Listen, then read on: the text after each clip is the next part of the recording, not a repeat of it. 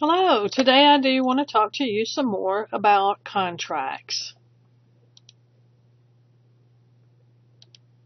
Remember all of the requirements for an enforceable contract. There has to be an offer, acceptance, consideration, capacity, legality. In addition, there can be defenses, such as an improper form when a writing is required, or no true meeting of the minds due to fraud, duress, or mistake. We've already talked some about an offer. Let's talk now about offer termination. Generally, if an offer is made to an offeree and the offer accepts, then the contract is formed, assuming all the other elements of a contract exist. That's kind of the magic moment when that's when the magic moment when the contract is formed, and then it's done. However, what if the offer has not been accepted yet? How long can it go on? It can't go on indefinitely. So there can be some different ways that an offer can be terminated. One is, let's just say yesterday I made an offer to buy your car, and you are still sitting around thinking about it. At any point before you accept it, I can revoke that offer. Also, another way that offer can be terminated is if you reject it. So if today you say, no, I don't want to sell you my car pursuant to your offer, then you have rejected my offer. It's over. Now we can negotiate some other deal, but if you reject it, that offer is no longer on the table. And so tomorrow you can't come back and say, I've changed my mind and accept your offer, because my offer is no longer on the table. So if you did change your mind, it would be more like a new offer to me that I could accept or reject. Counteroffer is another very common way an offer is terminated. If I sign an offer to purchase your house for $100,000 and you like that, except that you want $101,000, you can change that offer and make a counter offer that terminates the original offer. So you could say, I want $101,000, then you could send that back to me as your counter offer. The original offer I made is then terminated, and you have made an offer back to me, which I can either reject or accept, or it can be terminated in some other way before I accept. Lapse of time can also be a way that an offer can be terminated. It's probably advisable in bigger purchases. If you're making an offer, for example, for a real estate purchase, you might put in the contract or the offer that here's my offer, and I give you 72 hours to either accept or reject. If I don't receive an acceptance within that time, then my offer terminates, because you don't want to be hanging out there forever wondering if your offer is going to be accepted, and this would be a way for a lapse of time to work. Otherwise, the court may have to figure out what a reasonable lapse of time is. Also, subject matter destruction could be an issue. For example, if I offer to purchase your house, and before you accept my offer, the house burns down, that could be enough to terminate my offer. Also, if I make you an offer to purchase your house, and before you accept, I die or go insane, my offer terminates and you cannot accept. Now, after you accept, we have a contract, and if I die or go insane after your acceptance, we may still have a contract there that's binding upon my heirs or personal representatives. Subject matter illegality would also be something that would terminate an offer. Let's just suppose that today I make an offer to build you a commercial building on Caraway Road at a certain location. And then tomorrow, the city council changes things, and it's illegal to build on that piece of property on Caraway Road. Or it's illegal to build the type of building that we've agreed, or that I've made the offer for. In that case, the offer has become illegal. And in that case, my offer would automatically terminate. Of course, if the offer stays open and it's accepted, if all the other elements of a contract exist, then there is a contract. So a bilateral contract is accepted when the offeree has made the required promise. So if I sign an offer that says, I want to buy your house for $100,000, and you sign an acceptance of that, that is a bilateral contract. We have exchanged promises. Once you've made the required promise, it is a contract. Unilateral contract, as you may recall, is like a reward situation, which is accepted by performing a requested act. Now, remember the mirror image rule. To be an acceptance, it must match the offer exactly, or it doesn't create a binding contract. So even if I offer to purchase your house for $100,000 and you send me back an acceptance that says you'll sell it to me for $100,001,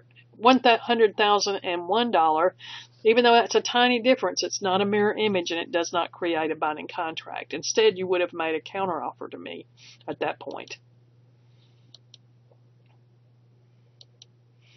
Under the Uniform Commercial Code, there is a little bit of a difference in terms of sale of goods, and the mirror image rule does have a bit of a change there. An expression of acceptance or written confirmation is treated as an acceptance under the UCC. Being silent on the offeree's part does not imply acceptance. Now, another thing I do want to mention is the mailbox rule. Acceptance becomes legally binding when the offeree deposits it with the Postal Service. So a good example might be, if I mail you an offer today and tomorrow you mail me an acceptance, and then I receive the acceptance 3 days from now, when is there a contract? Is it the day you mail the acceptance, or is it the day I receive it?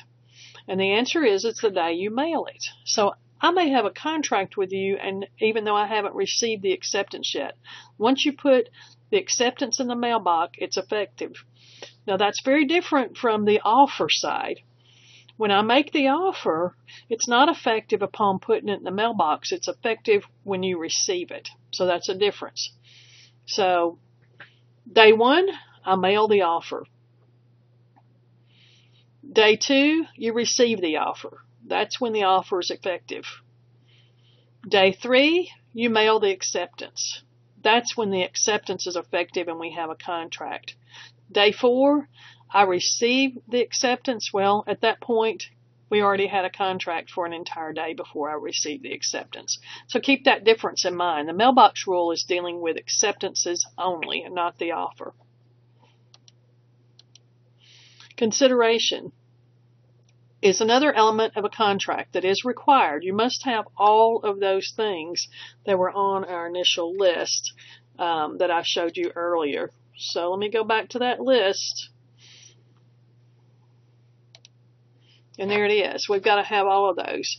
We've talked about offer and acceptance, and also you must have consideration. Consideration is an interesting thing, and there's a famous example here that I do want to show you. Consideration is kind of like the bargained for exchange, or the give and take in a deal. People giving something up and receiving something in return, and that's required. And I'll be giving you some examples of that. Let me get the information here. Oh, hang on a second. Go back to my slide that has my picture on it. I do want to give you an example. In the 1800s, a man basically promised his nephew that if his nephew would stop drinking, swearing, smoking, and gambling until he became a certain age, he would give him $5,000. And so, in this case, the nephew did give up gambling, smoking, drinking, swearing, all of that time based on what the uncle promised. Now, $5,000 may not be enough in today's terms for you to give all that up. I don't know. But I did do some calculations to see what $5,000 was worth then. In today's dollars, we're talking around $130,000 according to one website. Would you give all that up for a few years to get $130,000? A lot of us really would. And so that's why this case was very important to the nephew. Well, the problem was that the uncle's side argument, the uncle died actually, and his estate then was deemed to maybe owe this money, this $5,000 to the nephew. And the question was there consideration for this? And the court had to decide that. So what is consideration? It's receipt of a legal benefit or the suffering of a legal detriment. So if you receive a legal benefit, what would be the legal benefit that the nephew would receive? Well, he would receive the $5,000. What's the suffering of the legal detriment he would receive? Well, even though some might say it benefited him to not smoke and drink for those years, the court said he was legally entitled to do those things. He had a right to do them. So he did give up a legal thing that he could have done, drink, swear, smoke, all those things. So the court, and even gambling at that time was legal, where he was. And so the court said he gave up something, and he also received a benefit, the $5,000. Similarly, the uncle received the benefit of the pleasure of seeing his nephew live a clean life, and he suffered a detriment. He suffered the fact that he was going to have to give up $5,000. So the court said, yes, there's consideration in the Hammer versus Sidway case. So the answer here was yes. Because each party gave something up and got something in return, and there was a bargain. And so there was a contract there. And yes, the estate of the uncle had to pay the $5,000. All right, another thing that you can think about when you're thinking about consideration is you can have agreements not to sue, or you can have issues about pre-existing obligations. If a roofer comes to my house and agrees to put on a new roof for $5,000, and we have a contract to that effect, the roofer cannot just come in halfway through the job and say, you must pay me an additional $2,000. And then even if I agree to that, I don't have to pay the $2,000 if he's still doing just the same work, because he already had an obligation to do work for $5,000. So court's not going to make me pay the additional $2,000 for the same work that he's already got a pre-existing obligation to pay, because there's no consideration. All right. Now, another issue is promise to make a gift. So, promise to make a gift. What if your grandmother promises you that she's going to give you $1,000 for Christmas? That does not really have any consideration to it. You didn't give anything up in this deal. And so it's not a contract. And so if she doesn't give you $1,000, you can't really sue her under a contract theory. No consideration there.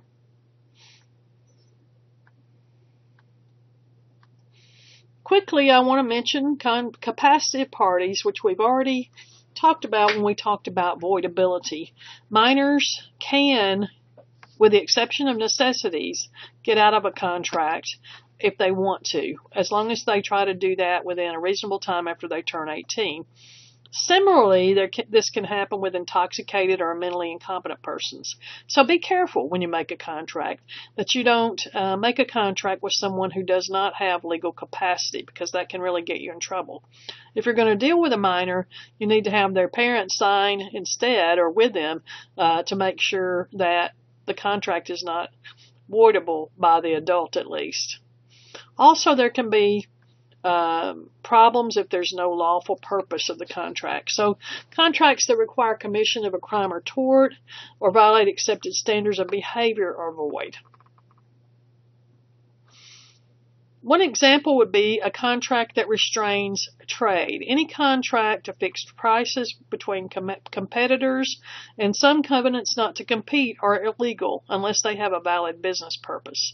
Those covenants not to compete employment agreements should be reasonable and to time and area. For example, a covenant not to compete by an employee would be unreasonable if it said the employee cannot compete in this area. They cannot be an accountant anywhere in the world for the next 99 years. That would be unreasonable. And so that could be something that would also be an unlawful purpose. All right, a couple of more things I want to mention. Defenses-wise, contracts that lack mutual understanding based on fraud or mistake, and there's two types of mistake. If it's mutual mistake, then that's not a contract if both parties have made a mistake. However, if it's a unilateral mistake, a mistake by only one of the parties, then that may be a problem. And generally, unless it's a very unusual circumstance, a unilateral mistake will not basically cause the contract to be voidable. Duress would be if I hold a gun to your head, make you sign a contract with threat of force, and sometimes it can also be economic force. That type of contract is generally going to be voidable. Undue influence is similar. If I take advantage of an elderly relative or a client of mine or someone who trusts me unfairly through a contract, that would be undue influence and also would be voidable. Now, do remember that oral contracts in some areas are enforceable. Everyday examples would be buying fast food or going to a vending machine. But there are some things that have to be in writing. For example, sale of an interest in land, a collateral promise to pay someone else's debt, contracts that cannot be performed in a year, like a lease that can't be performed in a year or less, and a sale of goods of $500 or more, and other contracts based on state statutes, such as insurance policies, written estimates for automobile repair, those kinds of things. Thank you very much for listening, and I hope you have a great day. Excuse me.